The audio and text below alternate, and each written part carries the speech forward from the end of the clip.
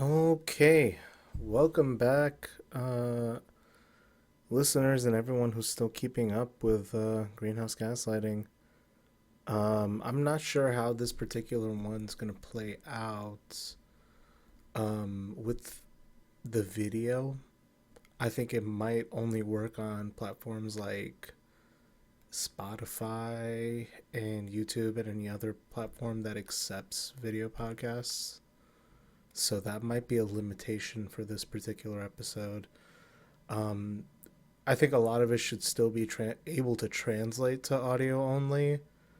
Um, if it doesn't, then I just say um, look it up on YouTube and use it as a visual aid. So you know you're covered there. Um, so it is. Shoot, what's today's date? See that's what I'm dealing with right now. So it is the 2nd of November. Okay, and I wanted to have something out before the biggest election of our lifetimes, allegedly. Um, and I wanted to have something out that maybe wasn't directly tied um, to elections content. We focused pretty heavily this year on coverage for the 2024 election. Um, a lot of the teams just busy, especially leading up, so we just haven't had time to do stuff for the show as much as we'd like to this year. And also, I think people are understandably and very, for not for nothing. I think people are quite um tired and quite um fed up with how things are going with this election. I'm sorry if you hear my keyboard in the background. I'm just trying to make sure the audio and everything's going great, so I'm going to keep that to a minimum. Um and I think we're due for at least a little indulgence in things that aren't pertaining to this spectacle that we have in place of politics. Um, because it has been, and I kind of just want to front load maybe some of that talk before we get into the escape from it, right? Um, yeah, I'm just feeling because I've been talking to my partner about this. I've talked to some friends about this, and especially just in the context of everything we've talked about this year, and in the context of everything that you are and everything that came before you, so to speak. Um, it's becoming painfully obvious, right? That I think most Americans, or at least most politically minded Americans, whatever their persuasion may be, um, seem to me at least to be fundamentally incapable of grappling with or realizing their own complicitness um, in a dysfunctional system like the one we have in the United States.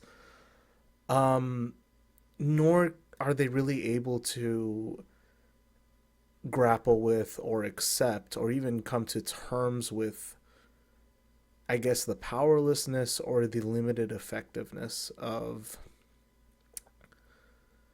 realizing that almost all American political participation begins and ends at the ballot box, which is probably why, there's just so much stress put on elections, right? Whether or not someone feels obliged to vote this cycle or not, regardless of someone's opinions about voting, regardless of the takes, right? I don't think we're in the position of, especially at this point, right, telling people who and how to vote, right? But I it just seems to me that the madness, okay, that you experience from realizing that It has to go somewhere. That contradiction's not getting dealt with. It's getting pushed back out into the ether. Um, and we're kind of seeing what is best understood as, a lot of people get optimistic and they're like, this is the final collapse. It's happening. It's happening. No, I think what we're really just seeing is one massive display and spectacle of how inherently dysfunctional this system is. And whether you believe it's, simple reform or a massive overhaul that needs to take place, um, we saw. I mean, we saw the limits of the system, and like, if you started paying in 2016, that was one of those big spectacles of just seeing the kind of stress the system's not able to take. 2020 was another cycle of that, and this cycle we're kind of just seeing again, like, people talk about the crumbling infrastructure in the United States. Well, our political infrastructure is definitely part of that, and that's my final take on the election. I think people have. Um, there's been a lot better takes put out there than mine, right? That will continue to be the case. Um, I think what's stressed me out is, I think, again, that recognition of powerlessness, right? It kind of just leads you to wonder, like, what's the point, or what's the effectiveness in weighing in on certain, events and things like this. Because I think, like we've talked about, the content machine, the take industrial complex, um there's an upper limit to what you can accomplish with that, and there's an upper limit to um how do I say this, just like what you yourself can do with how you feel about the situation. And there's just no, how do I say it, there's no place to put that right now. And I think people are losing their goddamn minds. And I'm talking about that from, at least like from a left-ish standpoint that we claim to have on the show, right? Um, we've kind of just seen, the left get beaten at this point. Um, this new formation of the Democratic Party is kind of leading the charge. I don't know how it's going to play out. I for certain don't want to see Trump win again. I don't think anyone does, but uh, suffices to say, regardless of how you choose to vote, um, this cycle, I can't help but feel like no one deserves to win. And that should be the end of all my take smithing, if I'm being honest. So, I think I've talked about this on past episodes before, where we've talked about tactical retreats into the past, or we've talked about, turning towards learning in history to kind of come out of the rut you find yourself in. Today's going to be a little less serious than that. This is going to be more of a escape towards fiction and fantasy, as the political outcomes and conditions that we might want just aren't available for us at this time. So this original presentation that y'all are going to be looking at, um, there's a more wholesome story involved here. I promise it's not going to be all depression for this episode. So I want to say about a few weeks ago, me and a couple friends had a little trip. One of the nights we decided to have a PowerPoint night, and I decided I wanted to scare the hoes with my PowerPoint for whatever reason. Y'all know me. I chose to do that. And I was just thinking about how do I explain, my interest in Gundam. And if you're one of the listeners who's like, yo, Adi, we're tired of hearing you talk about Gundam, you just, turn it off. You're good. You don't have to. Feel free to, just put your phone down and just, go look out the window, appreciate nature, enjoy the silence, take it in a bit. That's okay. You don't have to consume old content in front of you. That's fine. Um, and we did have fun with this presentation, I want to say, but we were cutting up. It wasn't the best vibe. Plus, like the recording didn't really translate well to the podcast setting. So I figured it might just be better to go through it all again and just upload what's left. Um, this is probably all just meant to be taken with a grain of salt. And just pad the numbers at the end of the day. Don't feel too bad about it. But for all the Gundam heads, this was mainly intended to like try to do like the Charlie Day conspiracy board to like people who've never seen the series before. And if you ever felt like that, I hope that this offers something in terms of relief or in terms of commiseration. But uh, welcome to Are We in the Universal Century Timeline? A Marxist analysis of the world of Mobile Suit Gundam, our current reality, and the mecha genre as a form of trauma-informed storytelling. So, an introduction. Now, Adi, what the fuck are you on about? And that's a very fair, warranted, and justified question. It's best we go over some of these presentation goals, or an abstract of the paper, if you will. The goal here is to break down the themes in the world of the Universal Century Timeline of Gundam from a left-wing, socialist-friendly perspective. Aha. Took that from C. Derek Varn. Very bad boy. I'm sorry. I'm very sorry for that. And draw parallels to the present from its own internal storytelling. To be honest, I'm not going to draw parallels to the election. That's the lamest shit anyone could do. I will not insult your intelligence by doing that.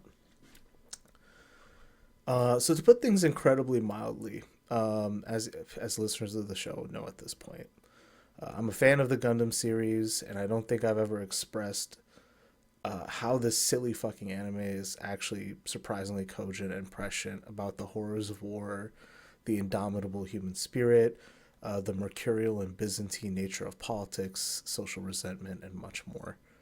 While I generally frown on pop fantasy with vague and nebulous social, political, or philosophical commentary, it's been incredibly cathartic to engage with this. I'm only half serious, and this presentation should be taken as such, but I think Gundam scratches that itch for me in terms of how fictional media, especially of a highly commercial or pop nature, can effectively condense many issues and ideas about the world and human experience while remaining accessible and somewhat timeless to fans and newcomers alike. And I still don't think this will be the thing that convinces someone to like mech anime or any big robot stuff. A lot of it is contrived and made to sell merchandise. And I don't think you have to engage it to understand any of it. This is just an extended and indulgent screed for me to take on. So for the purposes of this presentation, I'm only referring to mainline series, films, OVAs, uh, within the UC continuity, because the Gundam merch and media industrial complex is simply too much to unpack for one presentation. So, a primer on Mobile Suit Gundam and the Universal Century continuity. So, as you can see, there's actually several continuities within Gundam as a series, many of which that aren't connected. Many themes, story beats, concepts, and ideas make it over into each other, but UC was the first one created and remains the main one. For purposes of this presentation, we're going to be following this baby blue line here, as you can see. We definitely are not going to cover everything, but I'm going to consider this to be covering mainly the starts up to like UC 105, and if I remember correctly, we don't even make it that far. We'll see. And this is in no way an attempt to say UC is the best or only valid timeline. Me personally, I got into Gundam through Cosmic Era, Gundam Seed. That was really the first, I'd say, like primetime series I saw about of Gundam. But seeing that it's heavily inspired from UC, I figured it's worth examining the source of the whole thing, because all the other timelines take their cues and inspiration from it, right? Um, this was a design logic discussion. Screw it. Yeah. So to keep things simple, I'm gonna have to keep things structured by themes and concepts because a scene by scene or event by event breakdown would be too complicated. We're just not going to be able to do a full chronology of events. Please refer to a wiki for that. We also won't be able to get too deep into the production stories, mech design, and other lore. There is a lot of interesting discussion to be had on the pressure that Sunrise and Bandai placed on the creators of Gundam, but we simply won't be able to address that in today's discussion. Generally, I plan to keep everything isolated to 1 to 2 slides and proceed with the next topic, barring any questions or needed explanation. And ideally, I try to structure this as a 3-hour documentary with scene selections, commentary, and interviews. But I'm already scaring the hose, so there's no need to go that far. My best case scenario is, this comes off like a very badly produced video essay. Now, the original goal was I would publish the actual recording, but it didn't translate well. It didn't work out. But the original presentation was given to a live audience. Something else I just wanted to stress. I did do a little research for this. So I will include the sources in the show notes for your reference. A lot of good stuff out there about Gundam, a lot of good takes. So I'd say Pyramid Inu's videos on YouTube about like the ideology of new types, plus there's a really amazing forum post about the history of Gekiga and like the student left in Japan. So I definitely say like I'm gonna link those for your reference because that's the backbone that kind of held all this together. So the world of the Universal Century. So, a spacefaring human civilization. In the world of UC, humankind has mastered a reliable form of travel and settlement of space, with human civilization extending fully beyond Earth and into space colonies, further shaping how people of this age are going to relate to the concepts of civilization and societal structures. The space colonies themselves are pretty myriad in layout, infrastructures, and in some cases, societal structures. I'm pointing to like the Moon colony, as you've seen in like stuff like Zeta Gundam or Moon Gundam, right? Or Double Zeta, I think. I hope I said that. So, in a general sense, Gundam has conceived the space colonies based on the O'Neill cylinder design that are relatively self-contained and relatively self-reliant extensions of the Earth that fulfill the needs of human existence. However, this advancement did not arise in a purely consensus-based manner, nor is this more advanced civilization free of contradiction or conflict.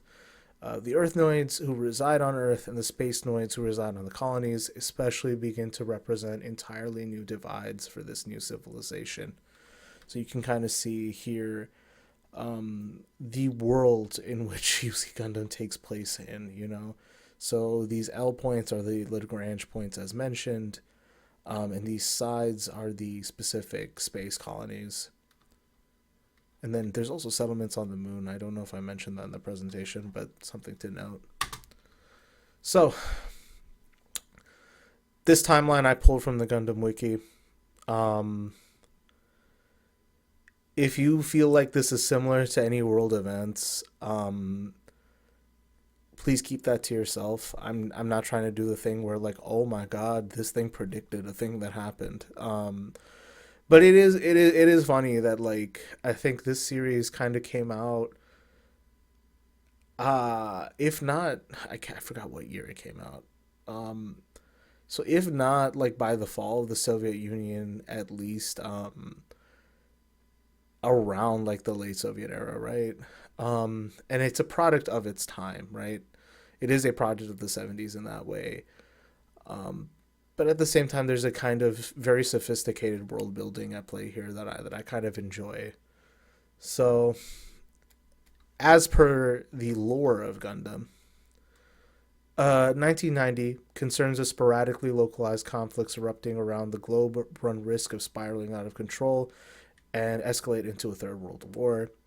Various crises fuel concerns over severe pollution, overpopulation, resource shortages, famine, and increasing levels in crime and violence.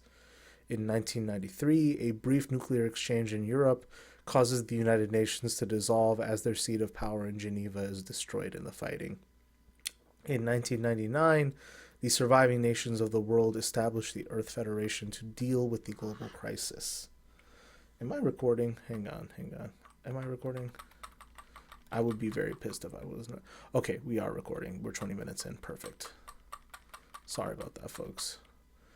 So 1999, the Earth Federation is formed to deal with the global crisis. The human space colonization program is announced, and the Earth Federation will divide the globe into 11 administrative districts. 2005, the first solar-powered satellite is successfully launched. 2009, the Earth Federation Forces is founded as the military arm of the international community on Earth. 2020, the Earth Federation declares all national militaries dissolved and merges the EFF with several large militaries to become a globally unified force. Several nations refuse to disarm and engage EFF forces in Africa, the Middle East, and East Asia. 2025, the Jupiter Energy Fleet is launched from lunar orbit, and they're able to use gases off of Jupiter to fuel various things. Sci-fi magic. 2045, the construction of the first space colony begins. And at that point, the new century, after Anno Domini, Universal Century is declared. So in the first year of UC, the total population of the Earth would exceed 9 billion. Immigration to the high worlds of the space colonies begins. The Universal Century is declared, and the calendar changes from AD to UC in this timeline. So right off the bat, I already answered the question in the presentation. We're not in that timeline. And if this sounds like anything in the real world, just keep it to yourself. Just keep it to yourself. You're good. So, space aristocracy versus the Earth elite. So regimes arrive on space as they did on Earth, and they are doomed to repeat the same follies, misdeeds, and corruption all at once. However, it is worth noting that the one on Earth resembles the modern American style, bourgeois upper classes, or like a, military dictatorship akin to like the late 20th century, I'd say. Holy shit. Or the early 21st at this point, right? Well, the one in space is hell-bent on recreating this kind of imagined echo of a European aristocracy. So if you decide to watch Pyramid Inu's videos later on after this, they have a really funny title for one of these called Space Prussians, and that kind of does describe Zeon and the further Zeon movements on the timeline. So, Zeon Daikun and the politics of space colonies. So, coming back to our timeline. 46th year of Universal Century, Zeon Zum Daikun advocates Kontolism. In UC 50, the 9 billion of the total Earth population of 11 billion have immigrated to space. In the 52nd year, Zeon moved to Side 3 and began the propagation of Kontolism, declaring that humanity should complete its pilgrimage to space, and that the sides should be treated as independent nations. In the 62nd year, Daikun is elected the leader of Side 3, which is the space colony furthest away from the Earth, if I'm not mistaken, and requests that Side 3 be allowed to separate from the Earth Federation and establish an independent republic based on Kontolist ideals. The Federation then blocks his proposal and orders his arrest. So colonies in Side 1, Side 3, and Side 5 from our map earlier announce an open boycott of the Federation and begin inconveniencing federal officials, delaying and canceling transported goods, and open protesting. The EFF revoke the arrest order of Daikun and allow him to form a semi-autonomous republic in Side 3. and the Republic of Munzo is established with Daikun as its chairman. So, just going through some fake fictional ideologies as part of this universe. So, Kantolism is a philosophical synthesis of two other fictional ideologies. So, Airism, an extreme form of environmentalism that posits that the Earth is sacred and that mankind was always meant to leave it and live in space. And Sideism, or space nationalism, the belief that all the space colonies have the right to self-determination and to strive for independence from the Earth Federation. So Daikun was also the creator of New Type theory, which believed that humans who have needed to communicate with each other throughout time would eventually develop a sixth sense to mentally communicate, which would prove useful in space. And one of the posits and one of these recurring themes in Gundam is this idea that these new types, through their advanced communicative abilities, can also communicate without misunderstanding each other or without misinterpreting intent, and can obtain a true understanding that would prevent conflict. And the exploration of that theme is far central and never really answered. I think it's good that it's not really answered because it allows them to explore the concept a lot, right?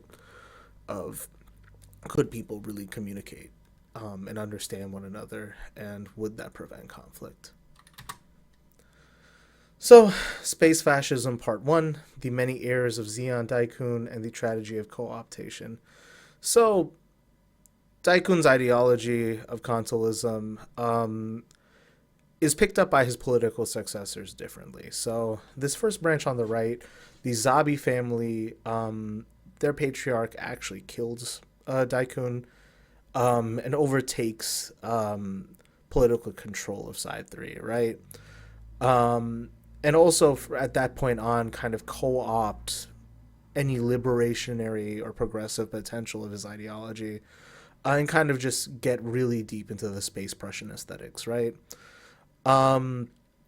This Zeon then proceeds to, in Operation British, drop a decommissioned space colony onto the city of Sydney, Australia, leaving a crater on the Earth, and really just triggering like major hostilities between Zeon and the Earth Federation.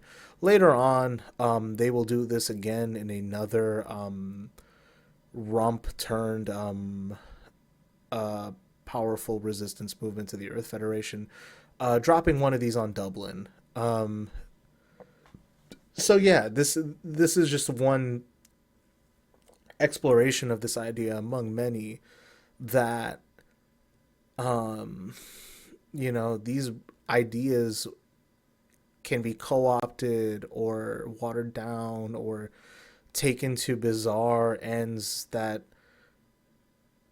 might not be signed off on by their original creator or the original person who posited them when they pass and are no longer around to speak on behalf of their ideology or on behalf of themselves, right? The second branch here, so this is Char, who's like one of the main antagonists in the series, and technically this is Daikun's actual heir in the sense that that's his son, so that makes him his political and ideological heir. But he has his own very specific reading that, if you've listened to our episode on Char's Counterattack, which is his final appearance in the series, I'd say, right? Or final formal appearance. He kind of really reads it as this kind of like eco-fascist approach. So instead of voluntary migration to space, or a kind of migration that's rooted in some kind of sincere, desire to kind of respect the Earth and advance beyond it, right? He kind of reads it as we just have to continue bombing the shit out of the Earth until everyone leaves. So that kind of leads into another asteroid falling on Tibet in this case. So I think Lhasa is the city they try to clear. So that's it's again it is a real meta commentary on the tragedy of co-optation. And if you're reading into this, keep it to yourself. Okay, just let that sit and marinate. Okay, do not make comparisons to your present situation. This is a fictional story. What are you thinking about? So part two, the corruption of the Earth Federation. So okay, Xeon takes this otherwise liberatory force and co-opts it into something darker. The Earth Federation has to have moral high ground because they oppose them, right? Wrong. So, like I stressed earlier, the Earth Federation is very buddy buddy with the bourgeois and ruling classes of the Earth, and kind of take orders on their behalf. If you watch Char's counterattack, you can kind of see the point to where Federation bureaucrats kind of really run the show and kind of just treat military command like their own, personal servants at a point. So the attack on Tibet was kind of signed off on almost by the Earth Federation because they sought to gain from that deal. So here's just a reference like gold bars they got from Char as payment for a deal they were trying to do after the fact. This the colony being dropped on Dublin was also somewhat, like quietly signed off on in the sense that the Earth Elite. So this is a literal dinner that's like happening as the attack is about to happen. And the protagonists kind of just catch them all just like treating this like, well, people might die, but it's going to help with the population control. We're not that worried about it. So it is a very, unique commentary on just like blatant disregard and like incompetence, right? Um, Zeta Gundam, one of like the keystone series in Gundam, right, deals with like a major faction of the Earth Federation just forming like an autocratic police force. So in the name of like fighting Xeon after they've been defeated in the first conflict, they kind of just impose like whole cloth like military dictatorship on parts of the on parts of space, right? To the point that they're willing to gas whole space colonies for not submitting to their authority, or in other cases, using soldiers who are being experimented on to commit war crimes in cities. It's very dark stuff. Uh, and if you're here, you know nothing about Gundam, and you're like, I thought this was Big Robot cool. Why is there so much commentary going on? Just hold on. We're getting there. We're getting there. Um, to that point, right? War crimes and atrocities like are a major, uh, they're just a major fixture in all Gundam series, but particularly in Universal Century, right? So, like I mentioned earlier, they were trying to use gas on colonies. They were dropping space colonies on parts of Earth, right? To the point that this is an actual map in the Gundam like universe where like that whole part of Australia is just missing. It's just a crater there. Um, Again, if you see similarities between that and the real world, keep it to yourself. Keep it to yourself. And then military hardware in the Universal Century becomes a perpetual arms race, right? So the big robots are also tied to that. So you kind of see like these mobile workers, as they're called in the universe, right, that are used for like construction equipment or like for more menial tasks for maintaining space colonies or for economic activity on Earth. They realize we can repurpose a lot of this into instruments of war. And even then, they can kind of really get into like um, how arms contractors stand to profit from conflicts. Those are explored. How like as the wars intensify, they'll start dropping all these like crazy experimental suits as they try to get like an edge on each other as conflicts get more bitter. Um, and also because of the nature of using these kinds of robots, it kind of serves a practical purpose in the world building of Gundam, right? Um, these kind of freewheeling, nimble machines can outmaneuver things like tanks. They can kind of keep their footing against artillery. They can certainly in space, right? Outmaneuver spaceships and stuff. So Xeon with their Zaku's gets a tactical edge on the Earth Federation. The Earth Federation fights back by building the Gundam, and there it is. There's the title. So, from the mouth of babes is another major theme here. So, heroism, integrity, pain, and struggle from youth trapped in conflict, right? So, a lot of our protagonists, because this is a show, marketed towards kids, the protagonists are kids, right? Often trapped in conflicts, where they have to basically fight to stay alive. Often getting just enlisted into military structures, because they end up invariably like piloting whatever Gundam is being used in the series. And they just have to face like these really I mean just probably some of the most insane shit you'd have to experience in a human being's lifetime, right? As they're dealing with war crimes, um, power structures, and trying to make sense of the world they find themselves in and how the conflicts that they find themselves to be arose from the actions of those older than them, right? And that feeds into like generational obligation and general resentment coming up as themes.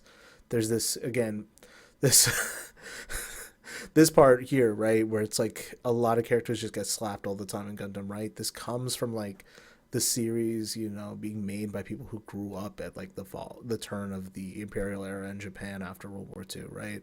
So, things like correction, in this case, getting slapped, right, were so common that like that experience and resentment feeds into Gundam at kind of a primal level. Um, and at the same time, it also allows the series to explore things about like what are the obligations and problems of intergenerational relations, right? Um, how do younger people, you know, resist the ills of their time? How do they make the world a better place when they feel like adults have made everything worse for them? Stuff like that is uh, is critically explored. So, gay autism, part one. New types in theory and in practice. So, does having the ability to sense people, objects, or the past cause you to understand a reality deeper than the one you're told? Or would someone else use those abilities to make you a soldier? Would humanity try to learn from the new experiences of these new people, or would it find ways to exploit them? And this is the primal heart of how new types are deployed in UC storytelling.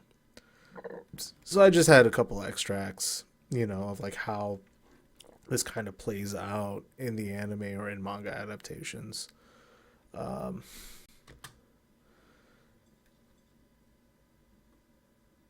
I don't know if I was going to be able to break that down. Sorry.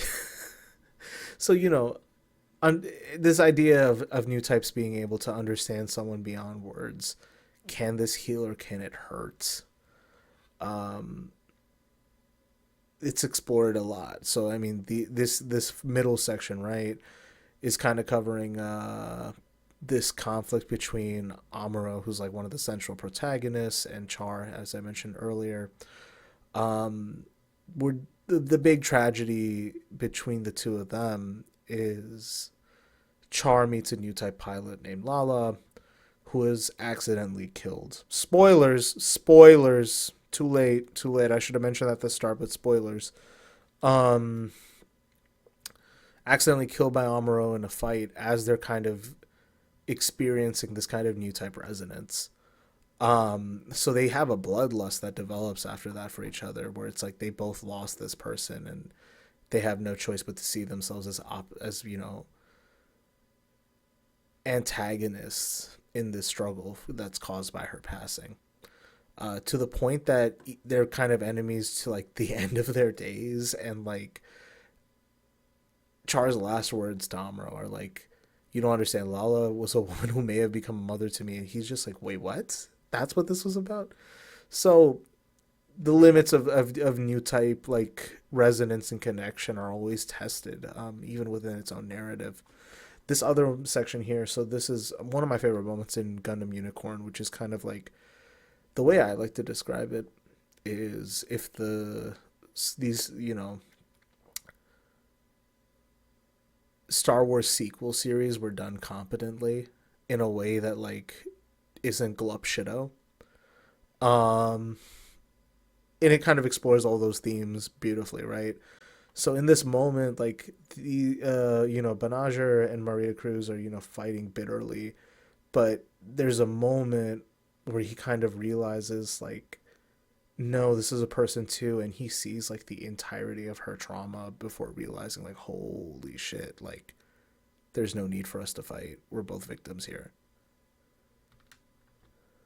which was like a really beautiful and touching moment in a series about like the limitless potential of human possibility or whatever. So let's get to the real world. I told you it was coming. So, Zenkyoto, Gekiga, and the influence of the abortive New Left on popular fiction in Japan. So this is from a forum thread. I will link it. It was very well written, and it's I think if you're into these ideas about left analysis of like media out of Japan, it's a good place to start. So, Japan in the 1960s was a place of immense social unrest and upheaval. The 60s is a good place for us to start. Even if the history of the left in Japan goes back for another half century, the Japanese Communist Party was founded in 1922, after all. But to talk about the history of Japanese leftism overall, we would have to touch upon the interwar and World War II era of Japanese politics, which is an obvious mad ride. We're not going to be able to get that. That's an essay of its own. We start in the 1960s because it represents a meaningful discontinuity from the previous history of Japanese leftism, a form of the left that is of interest to us here in our analysis of its influence on anime and manga. Jesus, I'm sorry, folks. We start here because the 1960s was the beginning of the Japanese New Left. So the Japanese New Left was full of student movements demanding social and political reform. In this sense, you could say it was similar to anti-war or civil rights movements that were in full swing in America. However, it's a very, important that we distinguish the American New Left from the Japanese, quote, New Left, or Shinsayoku of the 60s. The American New Left is characterized by a focus away from the traditional economic focus of the old left onto social issues like racial or sexual discrimination, with a focus on a social revolution rather than a violent one. The Japanese New Left was practically the opposite. Their concern was that the old left of Japan weren't focusing enough on the economic class struggle and violent revolution that was supposed to be what Marxist-Leninism was all about. So at the center of this broad left-wing sentiment among the Japanese intelligentsia was the infamous Zenkyoto. The full name translates to All Campus Joint Struggle Committee. And technically speaking, this was not the only major student group of the time. Let's see. I'm not going to be able to read all of this. Hold up. Okay, technically speaking, the Zenkyoto was not the only major student group of the Japanese New Left. The Zengakuren, for example, is another major student group of this age that predates them by quite a bit. And while it was originally in opposition to them, it would eventually become a part of the Japanese New Left student activist wave of the 60s and early 70s, alongside the Zenkyoto. When I say Zenkyoto, the person who wrote the script says that's not me. I took this from them. I also refer to these adjutant student groups that were not part of the Zenkyoto proper as well. I'm taking the Zenkyoto in a broad era representative sense.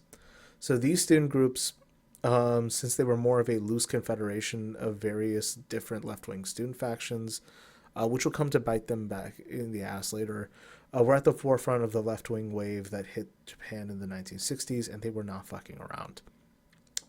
So their preferred tactics weren't that of nonviolent protests. No, they'd come and install barricades around buildings in areas relevant to their demands and fight people who tried to remove them until their demands were met. They would engage in these days-long sieges with the riot police, exchanging rocks and forming battle lines. Their weapon of choice was the steel pipe or wooden stick. Their uniforms consisted of the construction worker's helmet. Yes, they had uniforms because how else are you supposed to tell apart allies and tools of fascist oppression? They weren't the proletariat, but they were students. But they could at least show solidarity with those they believed to be the actual true centers of revolution, the working class. So the Zenkyoto and other associated leftist movements in Japan in the 1960s obviously had a massive impact on Japanese culture as a whole. After the immediate post-war recovery period in the 50s, Japan just entered the 1955 system. It seemed like the new center-right conservative coalition was unstoppable. Then they come on the scene. So this is the youngest generation of Japan, the most educated of them, and they were pissed, and they were not afraid to speak out against what they saw as the injustices of Japanese society. Not only did they speak out, they were actually doing shit. So the violence of the Zenkyoto actually managed to light a fire of passion to Japan. Was this finally it? Was Japan finally going to progress into the more enlightened society? Was the future finally here? So despite the initial hope at continuing the revolution, as the 80s approached, a sense of melancholy, if not defeatism, in regards to social change and self-doubt plagues a lot of works. So enter the boom of Gekiga. The idea of comics directed at older audiences, those at least in their teens, if not adults and students, predated the Zenkyoto, but they really began to dominate the genre in the 60s. You can actually see this by the way that long-running series like Astro Boy suddenly began to directly address the political issues of the day and their later chapters. And the primary consumers of the genre were the students protesting out in the streets. And they wanted to see mature fiction dealing and tackling the emotions and issues plaguing Japanese society. And so the writers and artists delivered. And these are the works of the Zenkyoto generation. So, just an answer. Was the future finally here? No, it was not. The center, unfortunately, won. And I think the forum post kind of gets into how the LDP won out in that struggle. So I will link to that for those interested. So how does this relate to anime and manga? Well, you see, take a look at all the big industry names of the 70s and 80s, and you start to see a pattern. Hayao Miyazaki, Yoshiyuki Tomino, Mamoru Oshii, all of them spent their 20s either directly during the rise of and fall of Zenkyoto or in its immediate aftermath. The manga and anime they read while growing up or as they were entering the industry as novices were the Gekiga of the 60s, a genre not afraid to depict modern Japan as a dark and troubled society and depict protagonists fighting against injustice with grim determination against all odds. And then they saw this hope for social reform get torn apart. As left-wing activism died, so did left-wing comics. Magazines focused on delivering socialist messages began shutting down one by one, and student comic clubs, once focused on creating fiction to bolster the cause, were scattered into the wind. So this is the post-Zenkyoto generation, and it was these people who would then go on to define anime and manga as we know it. So it's during this period that manga and anime become a subculture, drifting away from mainstream interests, and initially this generation, deliberately chooses to adopt countercultural codes that were not commonly found in mainstream culture Japan, so things like sci-fi, military fiction, etc. And these were, in a sense, continuing the revolutionary student movements through subverting culture, since evidently physical activism had failed. We didn't have to guess this because the founders of Kamiket were quite explicit in labeling their efforts as an explicitly countercultural movement aimed at changing society.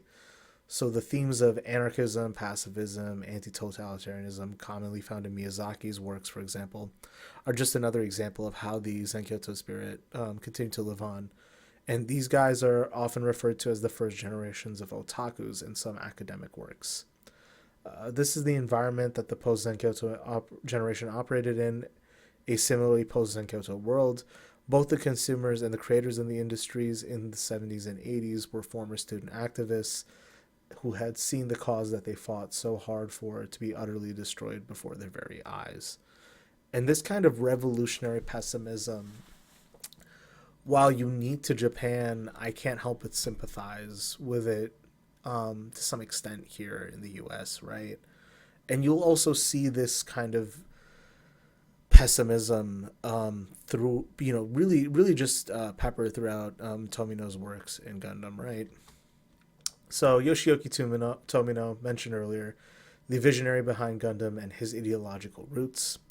So I mentioned Astro Boy as part of Gekiga earlier. Tomino actually got his start working on Astro Boy, if I'm not mistaken. So on March 2nd, 1964, he joins Osamu Tezuka's company, Mushi Productions, which was working on Astro Boy, where he was originally part of the production department and worked as a production assistant. Soon after, he began drawing storyboards and writing screenplays for Astro Boy. He later became one of the most important members of the anime studio Sunrise, going on to direct numerous anime throughout the 70s, 80s, and 90s, and is perhaps best known for his transformation of the super robot mecha anime into the real robot genre with 1979's Mobile Suit Gundam, the first in the Gundam franchise. And that's to say, right, that, Gundam is kind of not really the first work in the mecha genre. It's not even Tomino's first work. But I kind of see it as this perfect distillation of certain elements that makes it its own unique thing. So to that end, right, about revolutionary pessimism, I think it's really on display in this moment here. This is one of the final confrontations in the movie Char's Counterattack, which is the last face-off between Amuro and Char. Before it devolves into Char admitting this was all mommy issues, Amuro has this quote that it always gets badly translated, and the context was always weird to me, but understanding what I understand now, it kind of all adds up. This is Tomino kind of talking to the audience here. So they're having an ideological argument in this scene.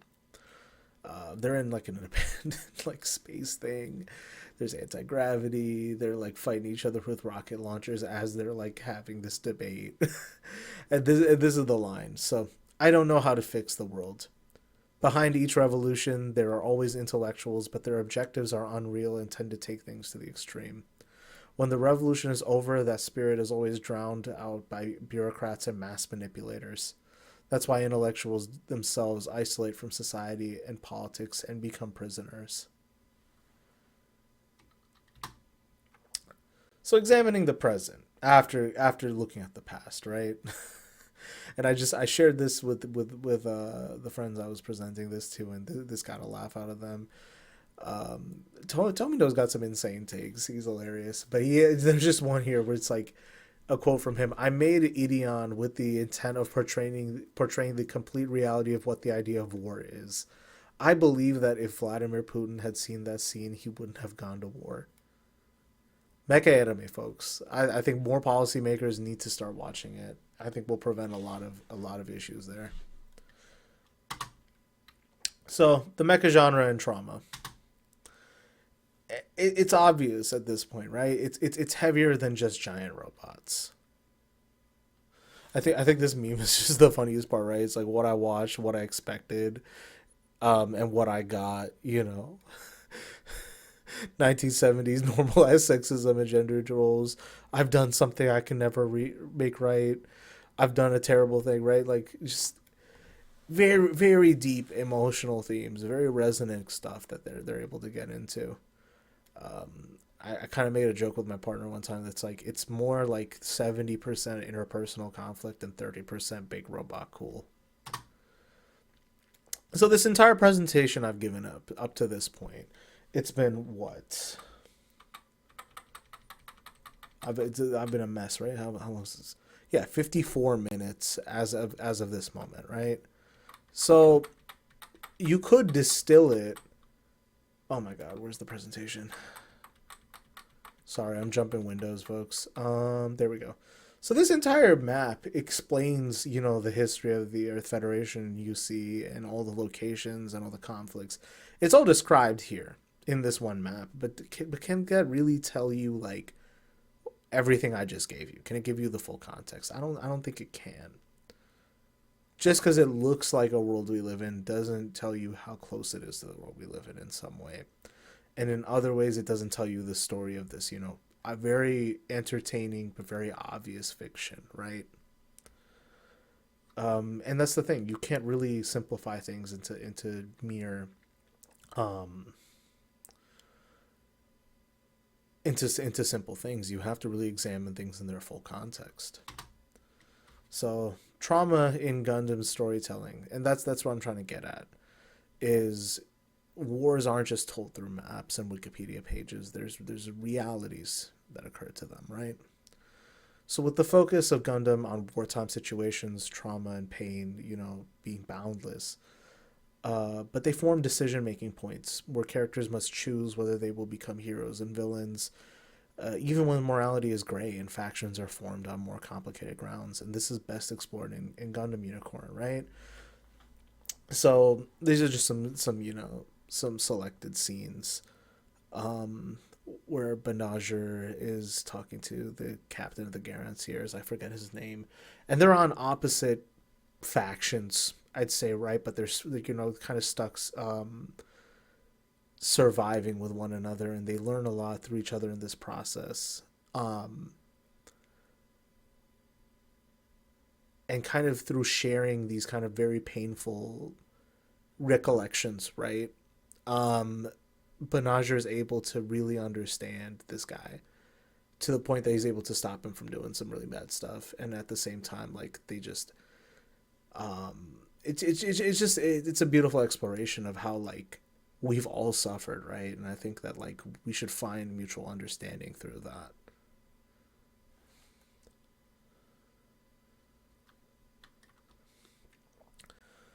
So, new type resonance, I think I mentioned it earlier. It's still not going to make sense if you're just looking at this presentation if you never watched it. But, this kind of deep understanding that could be born of people being somehow able to understand each other beyond words, beyond trying to interpret intent. It kind of creates this magical possibility in what is otherwise hard sci-fi, right? Um, and we can escape the loneliness of our trauma by understanding someone else. And it kind of creates this very obvious stand-in. And I was more optimistic. I was feeling a lot more optimistic about things at the time I wrote this presentation, right? And I still kind of do believe this, even though I'm kind of grumpy and stuff, right? But this is a very obvious, to me at least, metaphor for, like, how you transcend alienation, how you show solidarity with people. That kind of is its own form of new type resonance. And it's able to do very powerful things like stop asteroids from hitting the Earth, getting the will to fight in the final moments of a conflict, shield the Earth from things, right? It's explored very beautifully, but also very mysteriously in the series. So, conclusions. This part's always funny. Isn't there any way to send all politicians to outer space? So, this was kind of an attempt to also tie it all together and explain to people what dialectical and historical materialism is and why it's important. Um, I'm not gonna bore the listeners with this. You guys know this. If you don't, just pause, look at the diagram,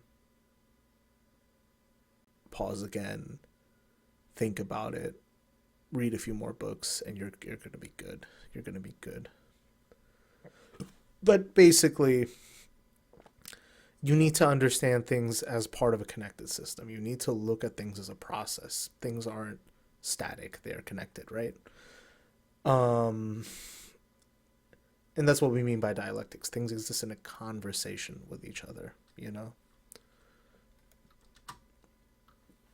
So we're not in the Gundam timeline, I've been able to point this out. But I feel like what we gain from the Tales of Universal Century could serve us in real life. So Gundam itself doesn't give any hard and fast answers about are new types real, even by their own standards in the series. Um, but the hope of something like a new type, right, wouldn't be their enhanced abilities or skills, but it would be their potential to transcend petty differences, transcend contradiction itself. By experiencing that strange oneness with others, where we're able to transcend our own trauma through understanding that of others, we can only come close to this world in that, by building solidarity against the forces that keep us alienated, separated, and oppressed. So, in the world of UC Gundam, there's an oft repeated quote that mankind's souls are often weighed down by gravity. But I reckon Tomino himself would probably admit this to be a base generalization of the worst of human instincts and behaviors. And I go a step further and say it is capitalism that weighs down our souls in this world. We all belong to and share this earth, and even if it's just in base self interest, a cooperative order where we can transcend conflict and help one another is always the best option. So, that's our time, folks. Thanks for putting up with me. Thanks for tuning in as always. It may be reductive to think I can't wait for this election to be over, because it seems like a lot of people are only now realizing things are dysfunctional, and just realizing that itself is a big thing. But I think we're still at the point where more people need to come to terms with that. And that's something that kind of feeds into the whole reason I started this show. Is just I had people I disagreed with personally, and they were my friends, and I kind of just felt like the podcast was this place for me to safely explore these ideas and kind of talk about these like real what I can only deem to be like cognitive distortions that really bar people from looking at the world in clearer ways, or that really limit like any kind of just progressive developments in someone's own mind, right? And to this day, I'm still not sure what it is I set out to do. I'm not sure what form it will take. We're gonna keep doing the show. Stay tuned. We'll figure it out. But you know, it's it is a tricky situation we are all in right now. So my only hope is that I can put out good vibes, and that you enjoyed this to some extent. So, till the next one, folks, take care. Stay safe. Bye bye.